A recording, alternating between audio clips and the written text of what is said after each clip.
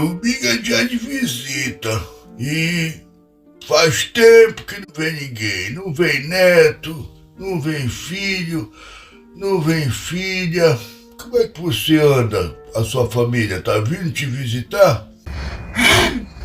Eu acho que tem uns 10 anos que a minha família me abandonou aqui. Eu tô com 93 anos, cheia de dor, cheia de problema.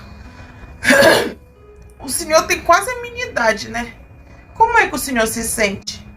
Eu tô me sentindo igual um recém-nascido.